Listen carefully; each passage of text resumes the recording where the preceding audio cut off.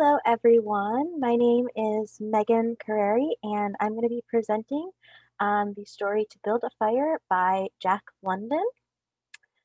So, to get started, a little bit of um, Jack London's background history. Jack London was born January 12th, 1876, in San Francisco, California. His occupation, he had many jobs throughout his life. Some of those included novelist, journalist, and social activist. His parents were Flora Wellman and Henry Cheney, um, but his parents were not married when he was born, and so he has a stepfather, John London, and he also has two stepsisters, Eliza and Ida. The political views of Jack London were those of socialism. He also believed strongly in unionization. So his background continued. Um, his education, Jack London started, um, his start to education was not the best, but he ended up attending UC Berkeley. Um, he had one of the first, he was one of the first American authors to become an international celebrity and to earn a large fortune from his writing. His most famous works are Call of the Wild, White Fang, To Build a Fire, An Odyssey of the North, and Love of Life. An interesting fact is Jack London is actually a pseudonym of John Griffiths Cheney.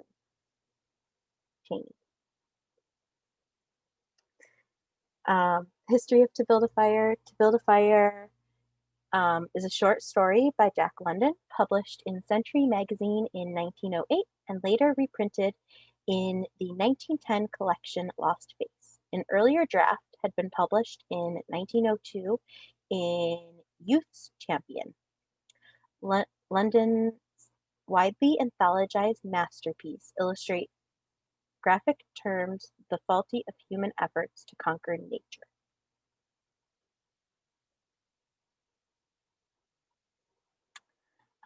So the history during when the text was produced.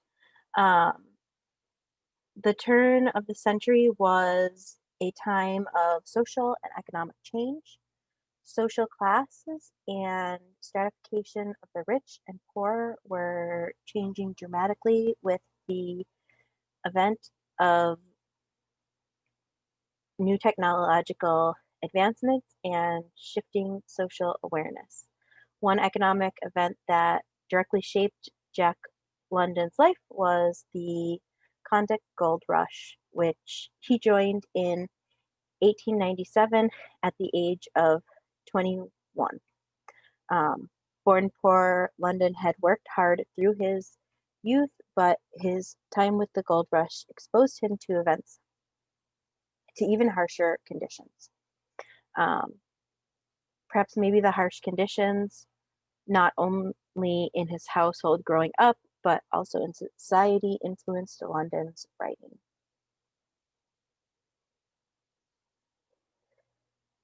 So quick summary of To Build a Fire.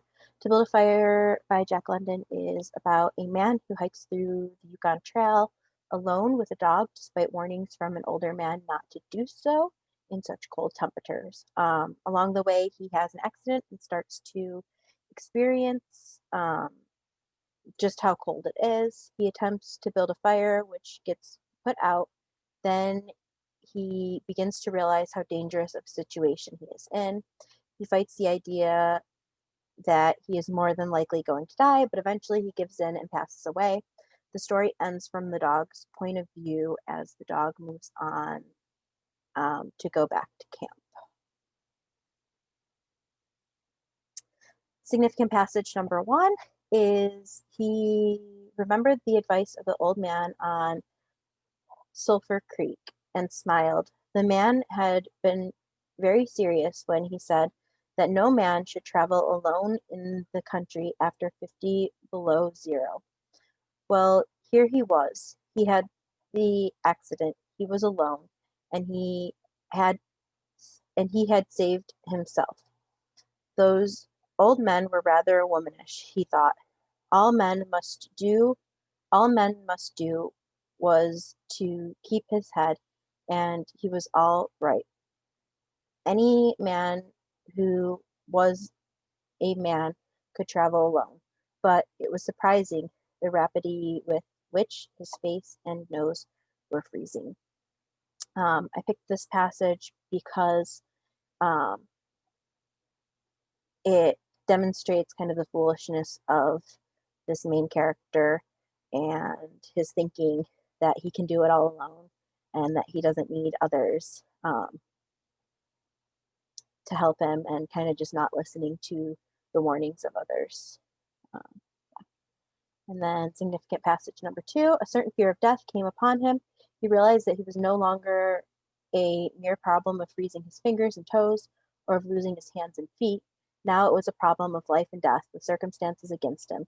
The fear made him lose control of himself, and he turned and ran along the creek bed on the old trail. The dog joined him and followed closely behind. The man ran blindly in fear, such as he had never known in his life. I picked this passage because this is the point in the story where the man realizes like that he messed up and that he was now alone and that he more than likely was not going to make it out of the situation. Um, and it was kind of that first showing of fear and that first sign that he recognized kind of the fault in what he had done. The relevancy of the text today. I think in general, it's important to study literature, as there's always something that we can learn from it in some way. And the story To Build a Fire is relevant to today's time period because it teaches us the consequences of thinking we know what is best and going it on our own. It also demonstrates the grim results of pridefulness and not heeding to the warnings of those around us who may know better than we do. Relevancy of the text today continued. One way that this story relates today is the current COVID-19 pandemic. Many, including our leaders, choose to ignore the warnings of specialists, doctors, and scientists, and don't wear masks or follow the suggested protocols. Like the man in the story, only thinking of his pride, ignoring the warnings from the older man not to go alone. Many willfully ignore the warnings, thinking they know best. In the story, this ultimately results in the man's death. And in today's time, the ignorance of others has led to the deaths of many from COVID. Had the main character listened and didn't go out alone, he may still be alive. And had we listened and stayed home and put on masks, many may not have lost their lives. So I think the text is actually very relevant to today. I think it also plays in with this idea of man versus nature.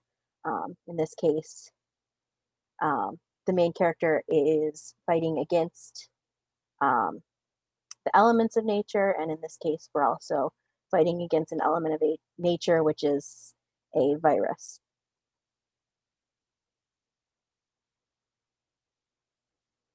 And some questions for the class. What do you think was the man's motivation for going on this trip alone and not listening to the older man's warnings? Do you think that the story would have been just as effective if the man did not die at the end? And a bonus question, do you think London's harsh conditions growing up influenced his writing? And so that's all that I have for this presentation. I do have some references here, but yeah, thank you very much. I also will link underneath this presentation a link to an outside video. I couldn't figure out how to get it onto here. So yeah, I will also be adding that link to my presentation, but it will be under the link for this. Thank you.